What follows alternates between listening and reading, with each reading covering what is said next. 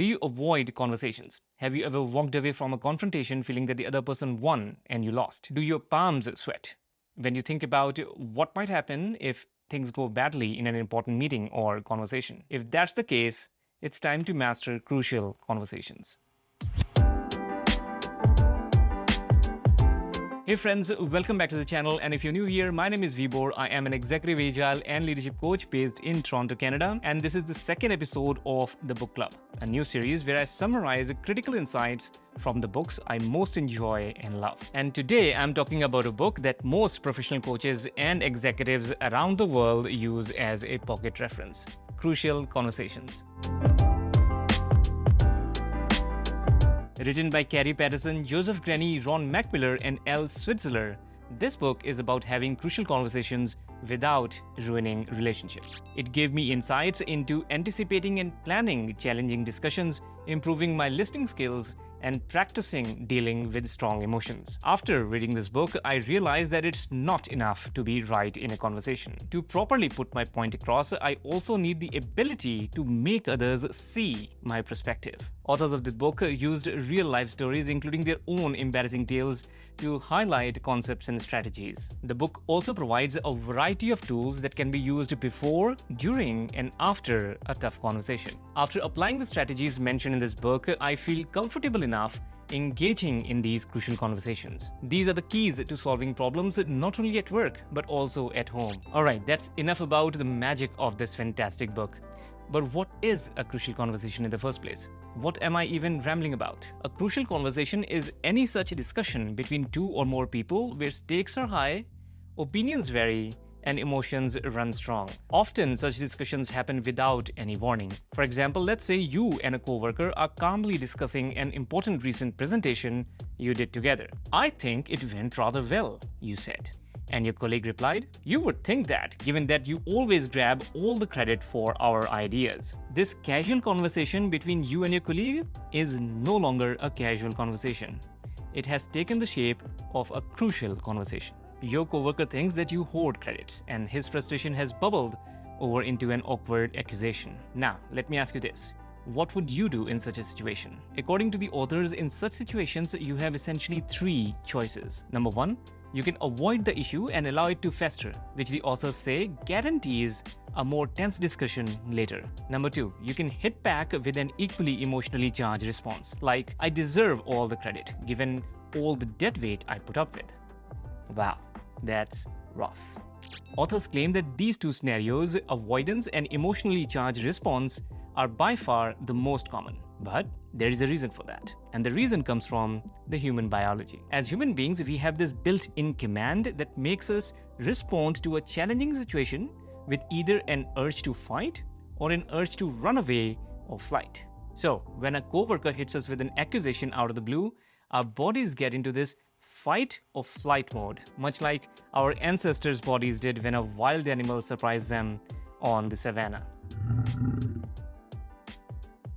We get a heavy dose of adrenaline, which gives us the energy either to run like the wind or fight to the end. This diverts the blood from our brain, limiting our ability to think, and takes it to our limbs so we can run or fight. With the lack of the ability to think, our conversations spiral out of control, and we say things that we regret in retrospect. But don't get disheartened. There is a way to handle such conversations properly. The authors of the book want us to guide our crucial conversations into what they call a genuine dialogue. A dialogue in which every party feels heard, respected, and understood. In the book, they describe 7 fundamental principles to manage our dialogue in a crucial conversation. Principle number 1, start with heart. Now, at first glance, this statement, "start with heart," won't make much sense. Like, what do you mean by start with heart? What the authors are trying to say is that after realizing that we are about to start a crucial conversation, and before uttering another word, we must first do a quick self-reflection. We must first look inside our own hearts. Well, you get it. Technically, it's in the middle. So, if you can't get your own act together, you're going to have a difficult time getting your conversation right. When conversations become crucial, we usually resort to forms of communication that we have grown up with, like debate, silent treatment, manipulations, and so on. Authors say that this is a mistake. People who are best at handling tough conversations understand work on me first, us second. So, if you find yourself in a crucial conversation out of the blue, then start by asking yourself these two questions. Number one, what is the desired result from this conversation? And number two, what exactly is at stake? These questions will help you determine how meaningful this conversation is to you and your career. And knowing what is at stake going to the conversation will help you stay true to your convictions. Principle number two, make the conditions safe. The first prerequisite for a healthy conversation is safety. You can't have a constructive conversation if people who are involved in the conversation don't feel safe. Lack of safe conditions make people act in unproductive ways. The conversation becomes more destructive than constructive. So, to maintain safety in challenging conversations, authors say that you must monitor two elements of the conversation: what's being discussed and what other person or people are doing in response. These two elements are both the content and the condition of the conversation. Conversation requires an open exchange of ideas, and nothing suffocates the free flow of ideas quite as much as fear. When you fear that the other person will not accept your ideas, you begin to push too hard. When we are afraid that we may get hurt in any manner, either mentally or physically, we begin to retreat and hide. However, if you're not afraid of being attacked or humiliated, you can listen to practically anything without becoming defensive. So, to guarantee that the crucial conversation occur in a secure environment, watch for signals that indicate if the other person is afraid, since this will inevitably degrade the quality of the conversation. Also, pay attention to whether or not you feel safe. In a dangerous environment, people either keep their mouths shut or sometimes even turn to violence. They are either silent or violent. No, not that kind of violence. So, what do I mean by silence or violence? Silence is when you selectively disclose specific facts while withholding others. In a silent mode, you avoid causing a problem, and the other participants in the conversation are unaware of your true thoughts, lowering the amount of meaning that enters the pool. On the other hand, violence is compelling others to adopt your ideas, forcing meaning into the pool. Both silence and violence are not advised in any circumstances. To prevent yourself from submitting to either silence or violence, you must monitor yourself by focusing on what you're doing and the consequence of that doing. This way, you can adjust your behavior accordingly. Of course, you don't necessarily have to wait for a high-risk conversation to happen to start doing this. Instead, you can start by assessing how you react and behave when you're stressed anytime. Principle number three, make the content safe. Here, mutual purpose and mutual respect is the entrance condition for crucial conversations. Crucial conversations frequently go wrong not because people dislike the content of the conversation, but because they assume the content, even if given in a gentle way, signals that you have some sort of an evil or political intent. The authors of the crucial conversation claim that when there is a lack of shared purpose or when the goal of the conversation is missing, then generally there are fights, people become defensive, there are accusations, hidden motives, and you keep returning to the same issues. To determine if the purpose of the conversation is at risk, ask these two questions. Do people feel I am genuinely interested in their objectives? Do they trust my intentions? Alright, on the other hand, when there is a lack of respect, a conversation becomes more about defending pride and self-esteem. To determine if respect is at risk, ask yourself if others believe you respect them. So, when you notice that you and others have moved away from a conversation, then do something to make it more comfortable. Ask questions and show interest in others' views. Apologies, smiles, even a request for a brief timeout can help restore safety when things get dicey. Also, remember that you don't have to agree with the other person to show that you respect them. Alright, let's talk about principle number 4. Master your stories. Let's face it, no matter how uncomfortable it might make us feel, the fact is that others do not make us mad. They don't. We make ourselves mad. We make ourselves scared, annoyed, or even insulted. We and only we are responsible for creating our emotions. But how can I say that with so much certainty? Let me walk you through a scenario. Let's say at your workplace, someone did something that you didn't like. How do you respond? What do we do when we see someone doing something that upsets our emotions? Let me tell you what do we do. We either act on our emotions or be acted on by our emotions.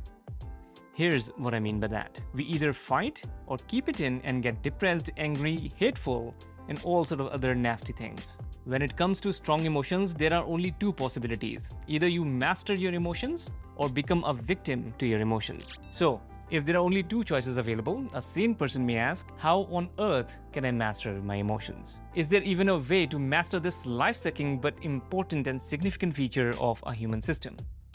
And I'm happy to report that there is a way. Authors of Crucial Conversations say that just after we see someone doing something, and just before we feel some emotion about it, there is a short time and space gap. In that gap, our mind critiques the sight we witnessed, makes sense of that sight, and formulates an analysis report in the form of a story. This story adds meaning to the action we saw the other person doing, and this story is responsible for the kind of emotion we feel. Well, somebody said the stories make the world go round.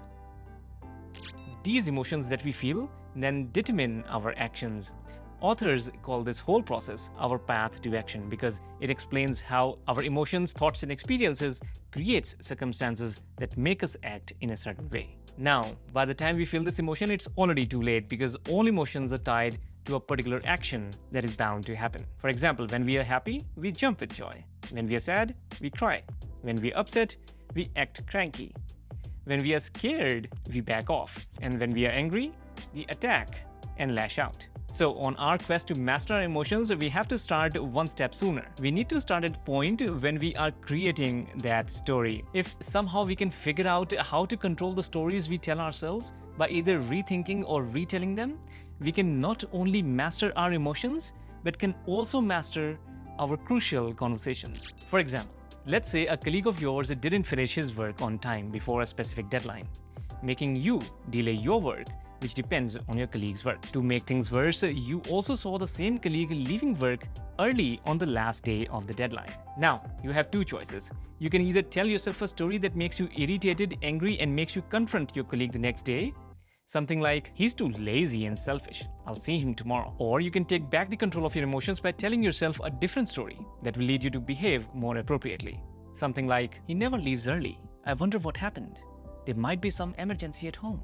So, if strong emotions are causing you to act in an unproductive manner, pause before you tell yourself that story and ask yourself the following questions. What is my behavior?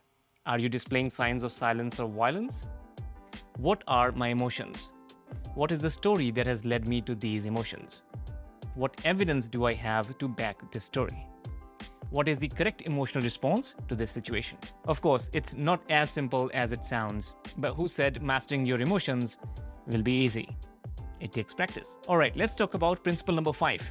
Speak honestly without offending. After creating the appropriate condition for a crucial conversation, that is, somewhat controlling your emotions, you are now ready to enter the crucial conversation. Authors of the book suggest that while you are in a crucial conversation, you must follow these 5 rules. They packaged these 5 rules in a nice acronym.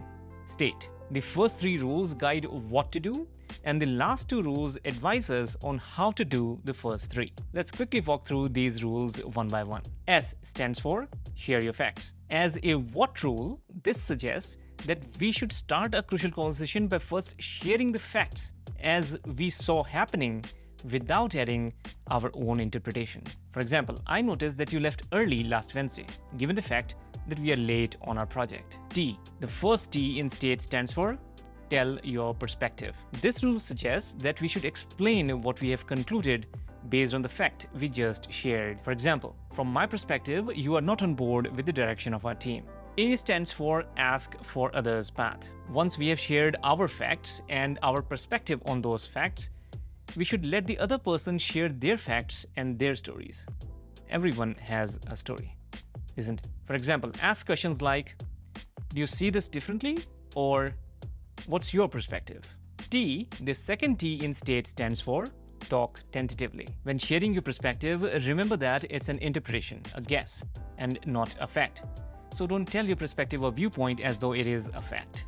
For example, use statements like, I get the impression that, or from my point of view, or in my opinion, etc. E, which is the last rule in the acronym state, stands for encourage testing. We should encourage the other person to express competing viewpoints and challenge our own thinking process. If they seem hesitant to share, consider saying, let's say I'm mistaken. Or what if the opposite is true? So that's the state method as described in the book Crucial Conversation. Learn it, practice it. You never know when you might need it. All right, principle number 6, explore others' path. Now, it can be tricky if the people you're having the crucial conversation with are experiencing a highly emotional reaction, or if they are being defensive. So if you are in a situation like this, the book Crucial Conversations provide 4 active listening skills, nicely packaged in yet another acronym, AMP. Let's walk through them quickly. A stands for ask for their stories. Express interest in hearing others' views. For example, I would really like to hear what you think about. M stands for mirror. Mirroring means respectfully acknowledging the emotions they seem to be feeling by saying something like, you look unsure, or you seem upset. P in the acronym AMP stands for paraphrasing. Repeat what the other person has stated in your own words. This shows that you are paying attention and trying to thoroughly understand their point of view, proving that you value their opinions. You can start by saying something like, so what I think you're saying is, or let's see if I have understood this correctly. The second P in the acronym AMP stands for prime, which means if others continue to be silent, then express what you believe the other person is thinking. A word of caution here. Use prime only when the other 3 tools, the A, the M, and the first P, doesn't work. When using prime, say something like, let me guess, you think I'm being unfair. Alright, so this was AMP, a nice little template that you can use to improve your listening skills. Let's talk about the last principle of crucial conversations. Principle number 7. Move to action. Before you end that crucial conversation, make sure that there is a decision made about who does what and by when. Come to a consensus about the next steps. Document who does what by when and decide how to track the progress. You can say something like, I will look at everyone's schedule and see if we can get together to find a strategy to reduce the risk of this delay. Crucial Conversations is more than just a book about communication skills. It serves as a communication tool for coaches and executives all around the world, one that you must always have with you. It's a guide that will teach you how to evaluate other people's actions and how to manage your emotions as a result of such actions, ultimately helping you to overcome your fear of crucial conversations and encouraging you to talk to anyone about anything. So there you have it. This was the second installment of the book club. If you like this video, then give some love by clicking that like button. Also, don't forget to subscribe and leave your valuable feedback in the comments. I'll see you in the next video.